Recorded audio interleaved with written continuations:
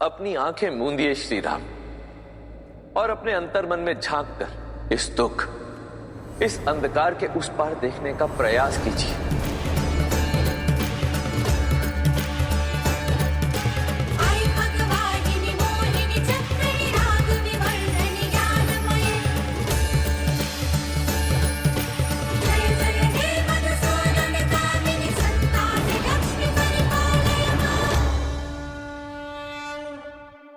सीता,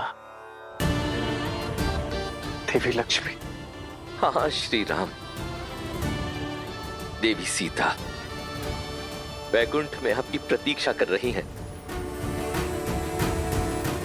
अब आप मेरे नेत्रों में झांककर अपना परिचय खोजने का प्रयास कीजिए।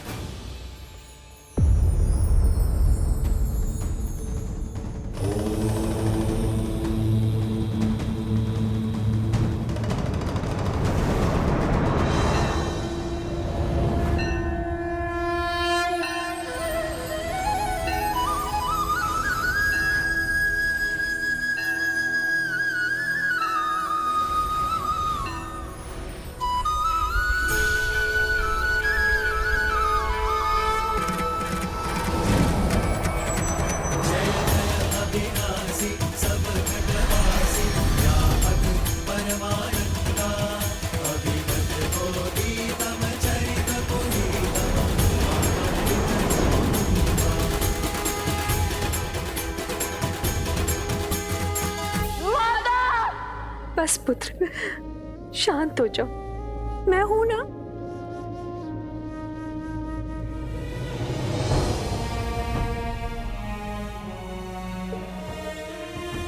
इस विलाप का अंत करो पुत्रों। देखो, दादी माँ है ना तुम्हारे पास। राम परिवार के लिए ये स्थिति बड़ी ही दुखदाई है, किंतु ऐसी विकट घड़ी में जब परिवार साथ खड़ा होता है, एक दूसरे को संभाल देता है, तभी मन से उस पीड़ा से उठ पाता है। अब हम सबको मिलकर यही साहस प्रभु को भी देना होगा। यदि हम उनके सामने टूटे तो प्रभु तो बिखर ही जाएंगे। माता के जाने का दुख तो असहनीय है, किंतु स्मरण रहे, हमारे सिर से एक माता के स्नेह का आंचल उठा है। 3 माताओं की ममता अब भी हमारे साथ है।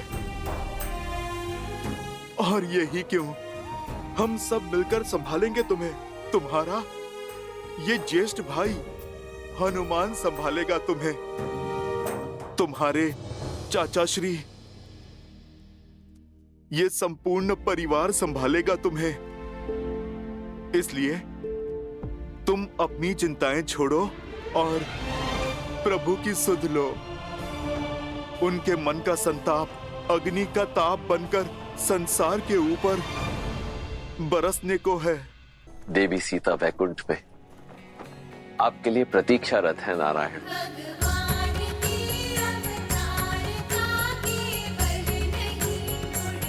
नारायण,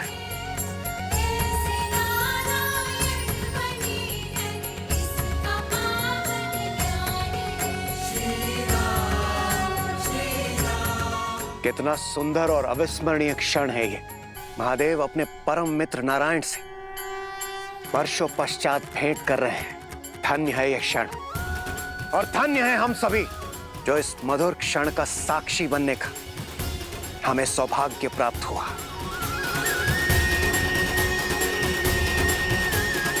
हर हर महादेव। जय श्री राम। जय श्री राम। श्री राम अवतार में आपके जीवन का एक बड़ा उद्देश्य अभी शेष है श्री राम। आप राम राज्य की स्थापना करना चाहते थे। ये उद्देश्य तो आपने पूर्ण कर लिया, परंतु अब बड़ा प्रश्न ये है कि इस राम राज्य की परंपरा को आगे कौन लेकर जाएगा, कौन इसे बढ़ाएगा। ये कार्य आपके वंशज, आपके उत्तराधिकारी करेंगे, और इसके लिए उन्हें आपके मार्गदर्शन की आवश्यकता होगी। आप अपनी पूर्ण निष्ठा और बल के साथ उन्हें इस उत्तरदायित्व के लिए सज्ज करेंगे श्री राम।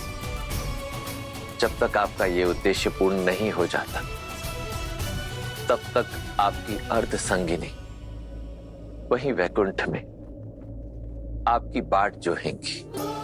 अब आपको अपने जीवन का अंतिम उद्देश्य, अंतिम सत्य ज्ञात हो गया है। अब आप अपने पूर्ण बल और निष्ठा के साथ अपने इस दायित्व का वहन कीजिए और निश्चित कीजिए कि आप और देवी सीता शीघ्रातिशीघ्र वैकुंठ में पुनः मिले। महादेव,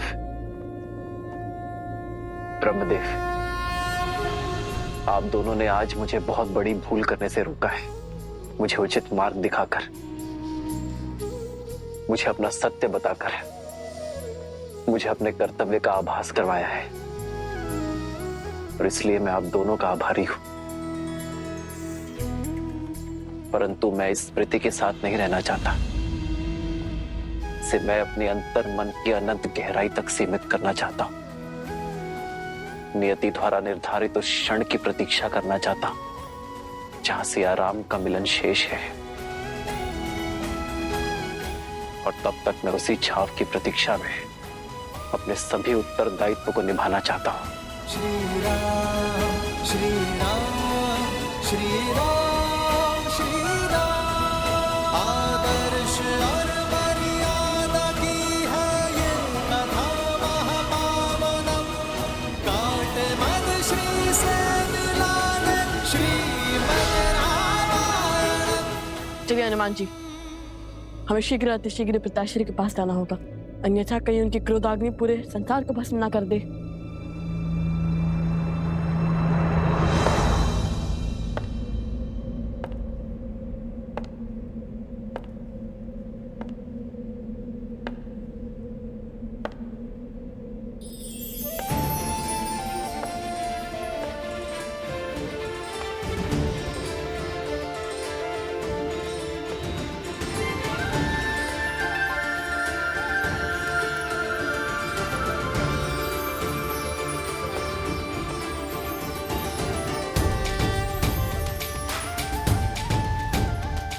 प्रभु, रामचंद्र कृपालु भजु मन हरण भव भय दारुणम, नव कंज लोचन कंज मुख कर कंज पद कंजारुणम, कंदर्प गणित अमित छवि नव नीला नीरज सुंदरम, पटपीत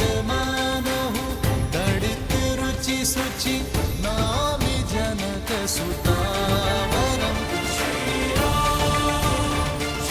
राम राजा राम, श्री राम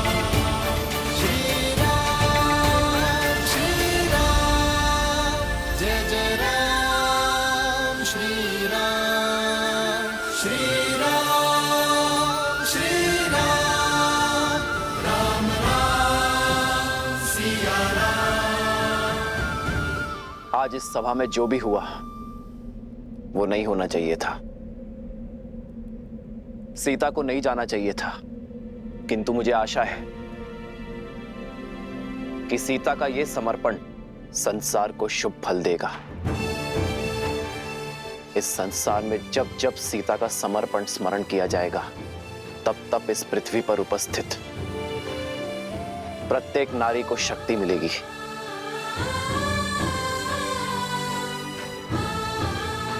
सीता के इस बलिदान को सृष्टि आत्मदाह से नहीं, आत्मसम्मान से जोड़ेगी। स्त्री शक्ति का उदाहरण मानेगी। एक नारी को समाज में सर्वोच्च स्थान दिलाने की पहल के रूप में देखेगी। और मुझे प्रसन्नता है इस बात की कि रघुकुल की जिस परंपरा को आज तक ये वंश निभाता आया है, सीता ने उस परंपरा को कलंकित नहीं होने दिया।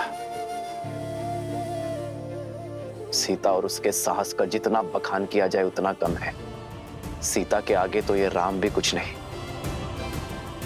इसलिए आज मैं ये घोषणा करता हूं कि संसार में जब जब राम का नाम लिया जाएगा तो उससे पूर्व सीता का नाम जोड़ा जाएगा। मेरे नाम से पहले मेरी सिया का नाम आएगा। मैं सियावर के रूप में पहचाने और पुकारे जाने पर अधिक गर्व और आनंद की अनुभूति करूंगा। सियावर रामचंद्र की, सियावर रामचंद्र की, सियावर रामचंद्र की, सियावर रामचंद्र की जय, सियावर रामचंद्र की जय। एक राजा होने का धर्म तो मैंने निभा दिया, एक पुत्र का धर्म भी संपूर्ण किया, एक पति का धर्म भी पूरा हुआ। किंतु अब समय आ गया है कि मैं सभी बंधन तोड़ पिता धर्म को निभाऊं, अपने पुत्रों का पालन पोषण करूं, रघुकुल के वंशज को आने वाले कल के लिए सज्ज करूं। होई सोई जो राम रचि राखा, को करी तरज बढ़ावे साखा। सिया राम जय जय राम। अब जब नर रूपी नारायण अपना सत्य जान चुके हैं, तो क्या इसका प्रभाव उनके निर्णयों और उनके जीवन यापन पर नहीं पड़ेगा? अपने बल का भान होने के पश्चात जो अहंकार की भावना से ग्रसित हो जाए वो नर होता है देवी, नारायण नहीं। मैं मानता हूं कि अपने मानव स्वरूप में अपनी शक्तियों का भान होने के पश्चात, इस सत्य का ज्ञान होने के पश्चात एक साधारण मनुष्य के रूप में जीवन यापन करना श्री राम के लिए अत्यधिक कठिन होगा। परंतु समझ लीजिए, यही है मेरे श्री राम की अग्नि परीक्षा, क्योंकि अब तो दायित्वों में उद्देश्य का रंग भी घुल गया है। संसार में नारायण से बड़ी कोई शक्ति नहीं देवी, और मर्यादा पुरुषोत्तम श्री राम से बड़ा किसी का उत्तरदायित्व भी नहीं। इसलिए मुझे पूर्ण विश्वास है देवी कि श्री राम अपने उत्तरदायित्वों का वहन उसी दक्षता से करेंगे जिस दक्षता से वो करते आए हैं। श्री राम श्री राम श्री राम श्री राम। महाराज,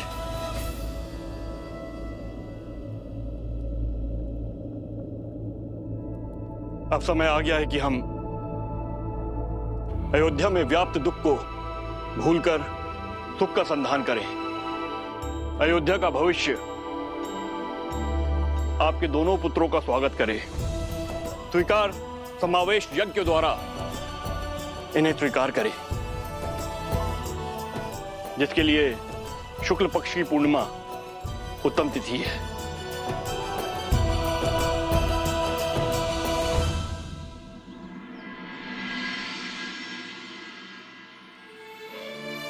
माता, आपकी ममता की शीतल छाव को छोड़े 2 पूर्णिमाएं बीत चुकी हैं, किंतु आपके प्रेम के बिना हमारे लिए हर रात्रि अमावस्या ही है।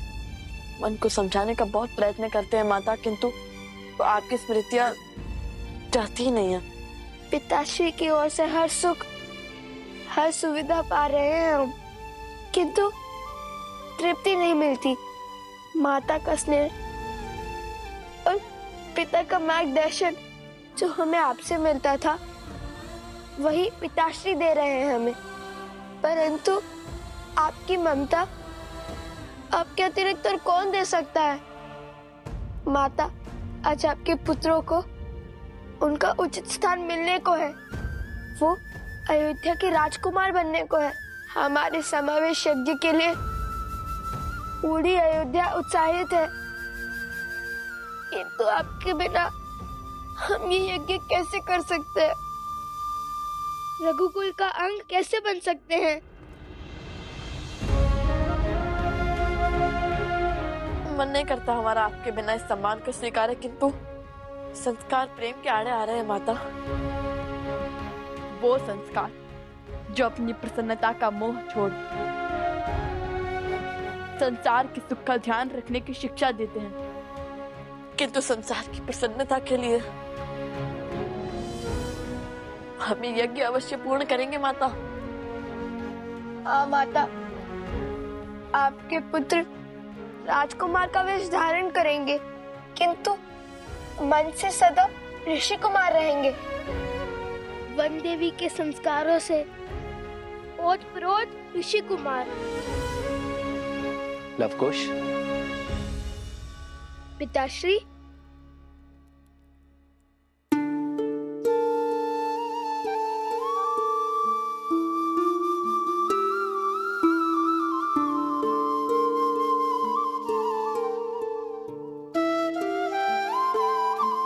किसने कहा कि तुम्हारी माता इस उत्सव में भाग नहीं लेगी? किसने कहा कि तुम्हारी माता तुम्हारी प्रसन्नता में उपस्थित नहीं होगी? जब अश्वमेध यज्ञ पूर्ण करना आवश्यक हो गया था, तब स्वयं ब्रह्मदेव ने सीता की इस मूर्ति में प्राण डाले थे। ब्रह्मदेव की ही कृपा से सीता की इस मूर्ति ने मंत्रोच्चारण किए थे। जब ब्रह्मदेव अश्वमेध यज्ञ के लिए ऐसा कर सकते हैं, तो तुम्हारे इस समावेश यज्ञ से मुख कैसे मोड़ सकती है तुम्हारी माता? मन के नेत्रों से देखो पुत्र, तुम्हारी माता तुम्हें अवश्य दिखेगी।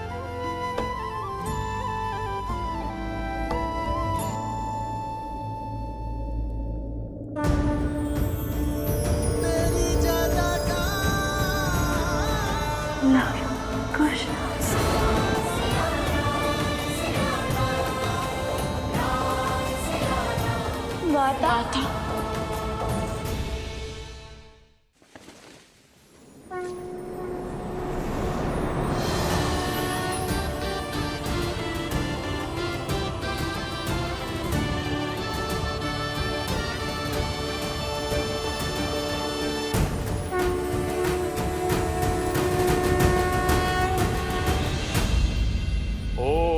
संस्कार स्वीकार समावेश यज्ञो परम पवित्रम प्रजापते सहजम पुरुस्तात् आयुष्यमग्रम प्रतिमुंच शुभ्रम स्वीकार समावेशाय बलमस्तु तेजाः।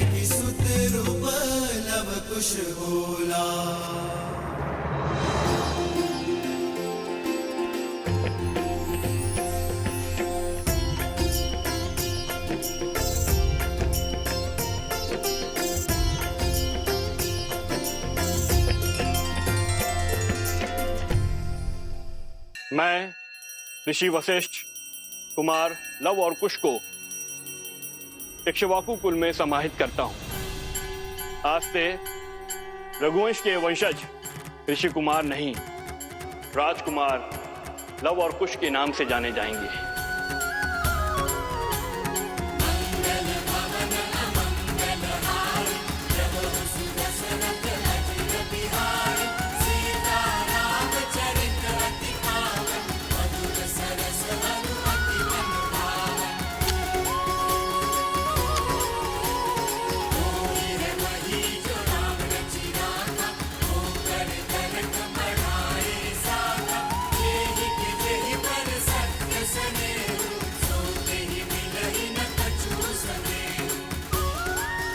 हमें आशीर्वाद दे माता। हमें आशीर्वाद दे माता।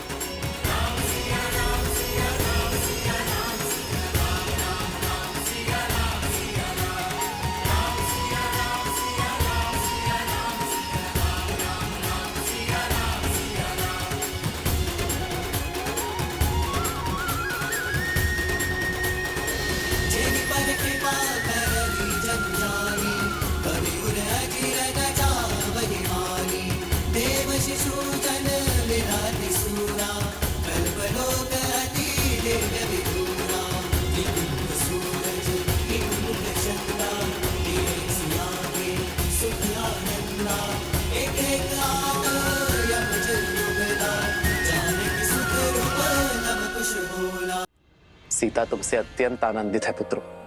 उसका आशीर्वाद सदा तुम्हारे साथ रहेगा।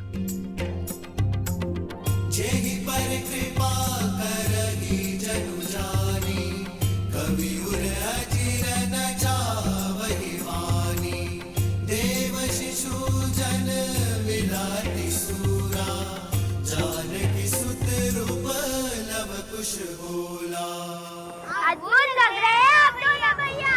अब तो अति आनंद आएगा। हम सब यहाँ महल में अत्यंत कोलाहल बचाएंगे। अब तो महोत्सव होना चाहिए। हाँ माता, अद्भुत आनंद आएगा। आप चलिए, हम सज्जा करते हैं। नहीं हनुमान, लवकुश, तुमने अपने गुरु से उचित शिक्षा पाई, अपनी माता से सर्वोच्च संस्कार पाए, किंतु रघुकुल की परंपरा को निभाने के लिए यह पर्याप्त नहीं है। तुम दोनों सभी भाइयों से ज्येष्ठ हो और इसी कारण तुम्हें स्वयं को इस प्रकार सज्ज करना है कि अपने भाइयों के साथ मिलकर तुम केवल अयोध्या ही नहीं बल्कि रघुकुल की परंपरा को और महान बना सको, इस कुल को और आगे लेकर जा सको। और ये शिक्षा तुम्हें मुझसे नहीं स्वयं से पाओगे, अपने कर्मों से, अपने प्रयासों से उसे सहेजोगे। और ये शिक्षा प्राप्त करने के 3 मार्ग हैं, जिसमें से एक तुम्हें चुनना होगा। पहला मार्ग है गुरुकुल, जहां गुरु के सानिध्य में तुम शिक्षा और संस्कार पाओगे। दूसरा है अयोध्या, यहां तुम अपनी शिक्षा पूर्ण करो, प्रशासन का अनुभव लो। सर्वप्रथम प्रजा को जानना, उनकी पीड़ा, उनकी समस्याओं को समझना आवश्यक है। और इसलिए तीसरा मार्ग है कि तुम सभी समस्त आर्यवर्त का भ्रमण कर अपने अपने अनुभवों से शिक्षा प्राप्त करो। हम गुरुकुल जाएंगे प्रभु। वहाँ गुरुओं से शिक्षा पाकर प्रजा की सहायता करने के योग्य बनेंगे। हाँ महाराज, गुरुकुल से हमें अपने कर्तव्यों को समझना और उन्हें पूर्ण निष्ठा से संपूर्ण करने का अवसर मिलेगा। अंगद, चंद्रकेतु, तुम्हारा निर्णय उचित है। मेरी कामना है कि तुम्हारा मार्ग सफल हो। यह यात्रा तुम्हारे जीवन की सबसे महत्वपूर्ण मोड़ सिद्ध होगी। और हम अयोध्या में रहेंगे महाराज, और आपके सानिध्य में प्रशासनिक शिक्षा लेंगे, जगत कल्याण करने का मार्ग सीखेंगे। उचित कहा, अयोध्या के आपके समीप रहे तो जीवन का हर गुण सीख जाएंगे हम। अति उत्तम सुताक्ष, तुम्हें और सुभाव को यह अनुमति है। और लवकुश, तुम दोनों का क्या चयन है? हम आर्यवर्त वर्ष का भ्रमण करेंगे। आर्यवर्त की भिन्न भिन्न भाषाएं, बोलियां, वस्त्र देखेंगे। प्रजा की बाधाएं, चिंताएं और देख विविधताएं समझते हुए हमने ये निर्णय लिया है। आपने स्वयं आर्यव्रत को अपने भ्रमण से जाना था, इसलिए हम भी आपका अनुसरण करेंगे। और यात्रा तो शिक्षा और अनुभव पाने का एक सबसे उत्तम मार्ग है। साधु लवकुश, तो ये निश्चित रहा, तुम दोनों कल ही आर्यवर्त के भ्रमण पर निकलोगे और समस्त आर्यवर्त की परिक्रमा करके ही अयोध्या लौटोगे। पर पुत्र, अभी अभी तो लवकुश का समावेशन पूर्ण हुआ है। अभी अभी तो। क्षमा चाहता हूँ माता, किंतु अयोध्या के पास इतना समय नहीं है। हाँ, किंतु राम। पिताश्री उचित कह रहे हैं। हमें शीघ्र ही कार्यभार संभालना चाहिए। बुद्धि और संस्कार के धनी है मेरे सीता के पुत्र।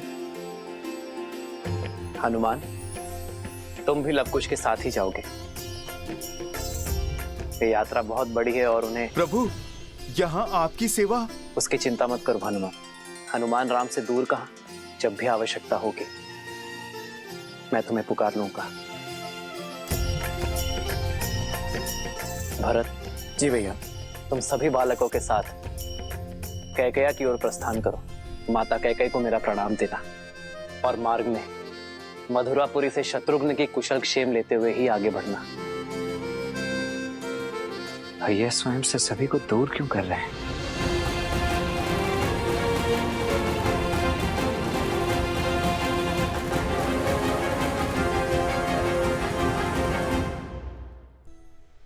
ये क्या महादेव, श्री राम सबको स्वयं से दूर क्यों भेज रहे हैं? हनुमान, शत्रुघ्न, भरत सबको अयोध्या से बाहर जाने का आदेश क्यों दे रहे हैं? मेरे शब्दों को स्मरण कीजिए देवी। श्री राम को उस सत्य का ज्ञान हो चुका है जिसके विषय में अन्य कोई नहीं जानता। उनके उत्तरदायित्व बहुत अधिक बढ़ चुके हैं। उन्होंने सबको अयोध्या से जाने का आदेश क्यों दिया है, इसका कारण भी आपको शीघ्र ही ज्ञात हो जाएगा।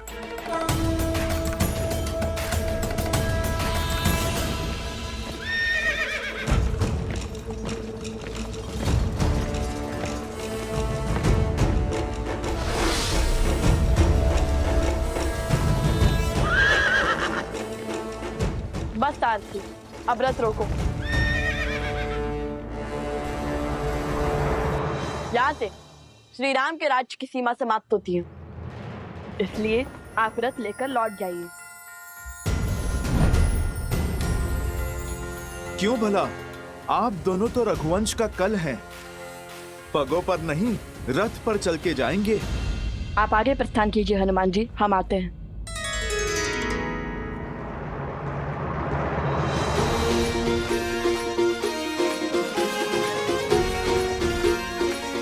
साथी,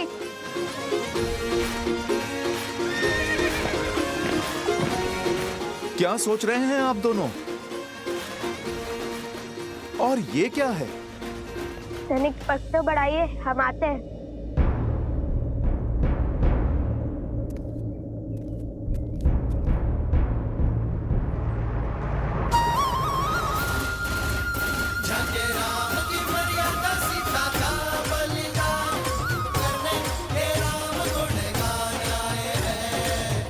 चलते रहिए हनुमान जी, ऐसे क्या देख रहे हैं?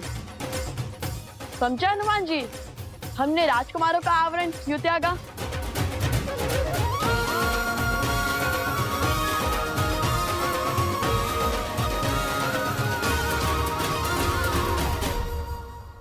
बताइए ना, आप तो बड़े हैं, उस छोटे भाइयों की हर बुद्धिमानी और अटखेली समझते हैं। अवश्य, यदि आप सबको अपना सत्य बताएंगे तो कभी भी आप जनता का वास्तविक सत्य समझ नहीं पाएंगे। आर्यवर्त वर्ष की विविधताएं और दुविधाएं समझने के लिए आपको दो सामान्य ऋषि कुमार बनकर ही सभी से मिलना होगा। जब ऋषि कुमार संसार से मिलेंगे तो फिर सभी का व्यवहार भी सामान्य ही होगा।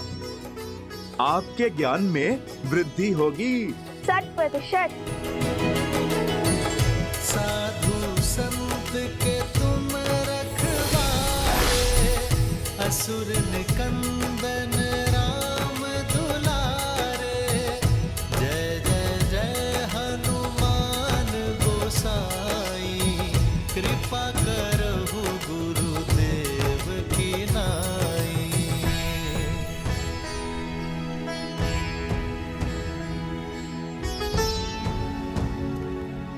भैया, गला सूख रहा है, पग उत्तर दे रहे हैं, जल चाहिए जल, अब चला नहीं जा रहा। मैं अभी प्रबंध करता हूँ। हनुमान जी, हनुमान जी, हनुमान जी, हम जानते हैं कि यदि आप चाहें तो साक्षात गंगा नदी को यहाँ लाने का सामर्थ्य रखते हैं, किंतु पिताश्री ने आपको हमारी सेवा के लिए नहीं, हमें संबल देने के लिए यहाँ भेजा है। ये हमारी यात्रा है और इसमें आए हर समस्या को हम दूर करेंगे, और यदि आप सहायता कर देंगे तो हम कैसे सीखेंगे?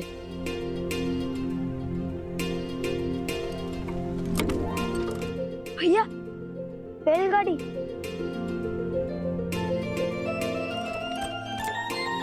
इनके पास जल अवश्य होगा। चलो कुश।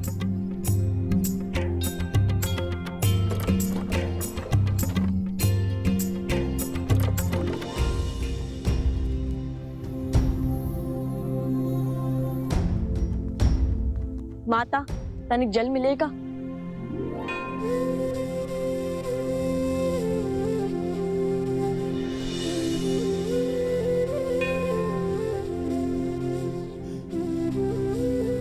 धन्यवाद।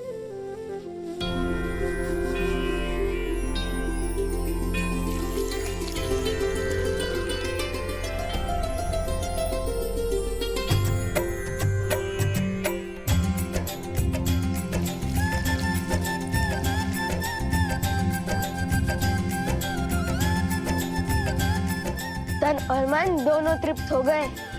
माता, आपने तो मृत्यु के मुख से निकाल दिया। हम आपके ऋणी हैं। बताइए, हम आपकी क्या सहायता कर सकते हैं? सहायता मेरे लिए?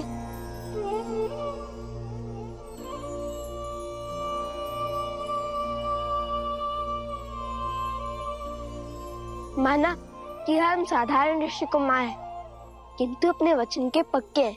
जब भी आपस समस्या आएगी, हमें अपने साथ खड़ा पाएंगी। ये हमारा वचन है आपके, हम अपना वचन अवश्य निभाएंगे।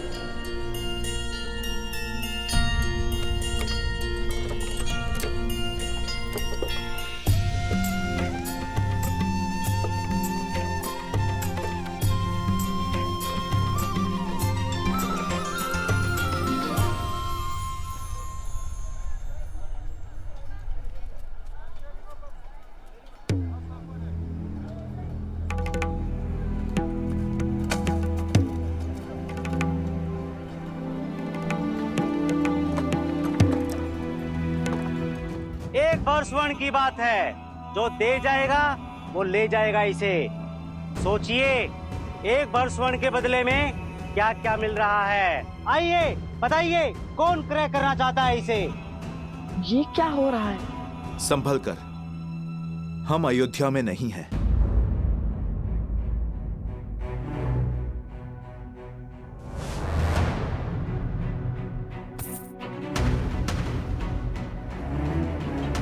इतनी दुर्बल और छीणकार कुछ कार्य भी कर पाएगी या नहीं?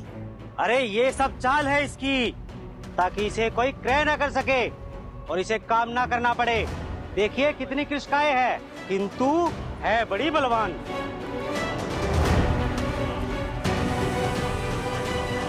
ये क्या क्रूरता है?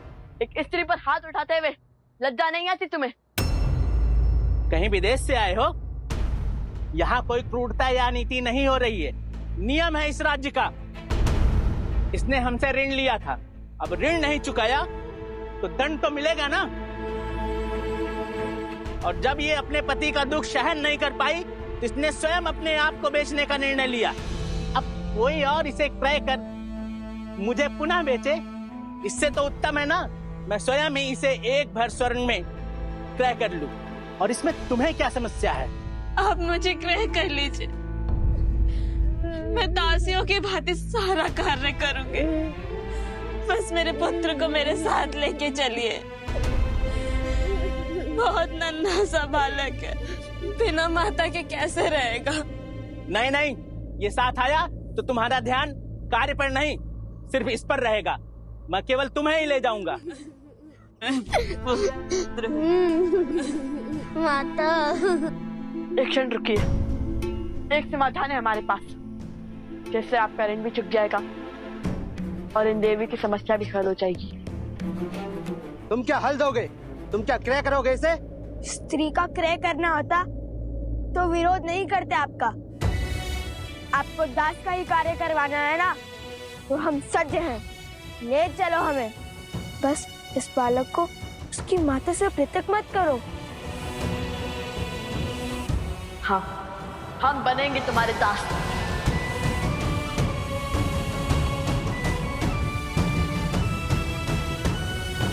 हम स्वस्थ बालक हैं, वन में श्रम करने का अभ्यास है हमें, इनसे अधिक कार्य कर पाएंगे। इन्होंने तो हमें जल पिलाया था जब हमें अत्यंत आवश्यकता थी। हमने इन्हें वचन दिया था कि हम इनका ऋण चुकाएंगे, और अब हमें वो अवसर मिला है तो हम उसे जाने नहीं दे सकते। अयोध्या के राजकुमार एक वचन के लिए किसी के दास? ऋषि कुमारों का कार्य है भिक्षा मांगना है, किसी की दासता स्वीकारना नहीं। कदाचित आप वचन का महत्व नहीं जानते भद्र। आर्यवर्त के सबसे बलशाली और प्रसिद्ध राज्य कौशल के राजा हरिश्चंद्र ने भी अपना वचन निभाने के लिए स्वयं को बेच दिया था। रास्ता स्वीकारी थी उन्होंने भी। हम उनके ही अनुयायी हैं। हाँ, जय राजा हरिश्चंद्र। राजा हरिश्चंद्र की, राजा हरिश्चंद्र की, राजा हरिश्चंद्र की, राजा हरिश्चंद्र की, राजा हरिश्चंद्र की।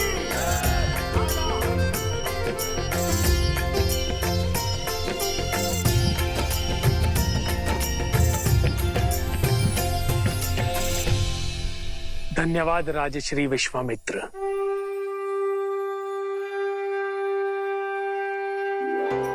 आपने आज राजसूय यज्ञ करवा के अयोध्या पर बहुत बड़ा उपकार किया है।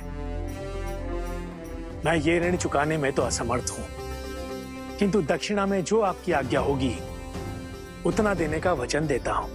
राजा हरिश्चंद्र, इस राजसूय यज्ञ के बदले मैं आपसे आपका सब कुछ मांगता हूं।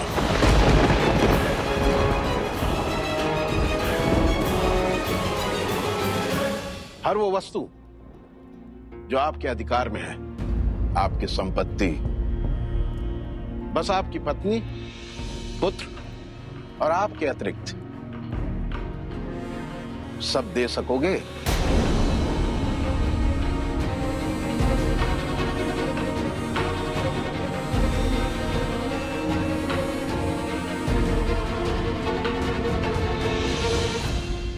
सूर्यवंश की संतान अपने वचन से फिर नहीं सकती ऋषिवर।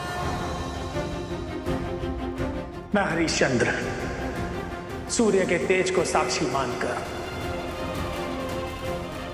अपनी पत्नी शैब्या और पुत्र रोहिताश्व के अतिरिक्त अपनी संपूर्ण संपत्ति, राज्य, अधिकार इसी क्षण आपको सौंपता हूं।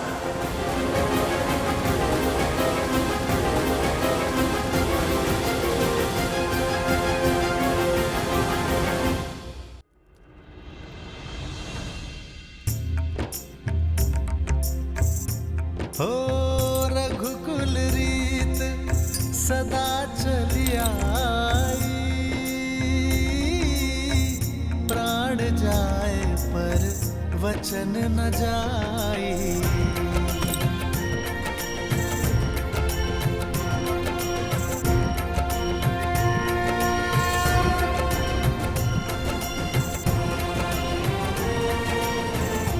राजा हरिश्चंद्र का सब कुछ लेने के बाद भी ऋषिवर ने उनसे कुछ और मांगा। कुछ और भी है जो मुझे चाहिए राजन।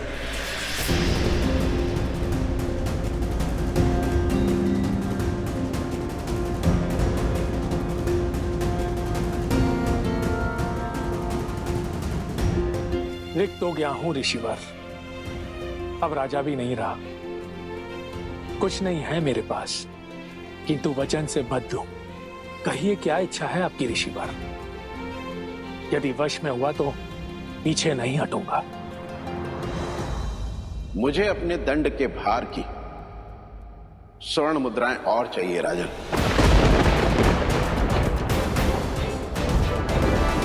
इस समय तो मेरे पास कुछ नहीं है ऋषिवर, मुझे 1 माह का समय दीजिए। मैं प्रबंध करने का प्रयास करूंगा।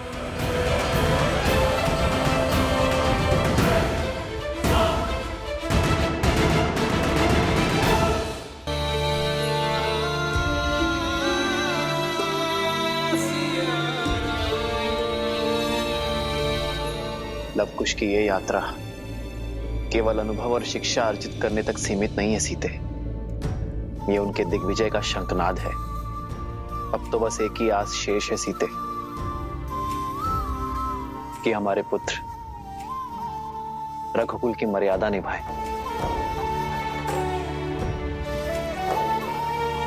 हमारे पूर्वजों की परंपरा का अनुसरण कर पाए, बीते हुए कल का सम्मान कर आने वाले कल की दृढ़ नींव रख पाए।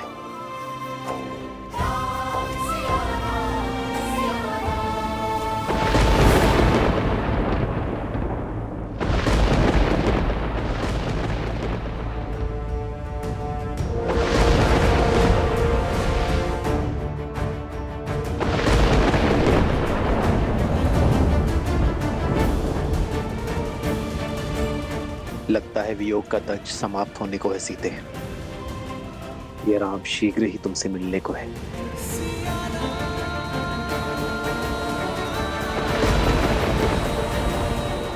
अब तो शीघ्र ही लव कुश लौट आए बस।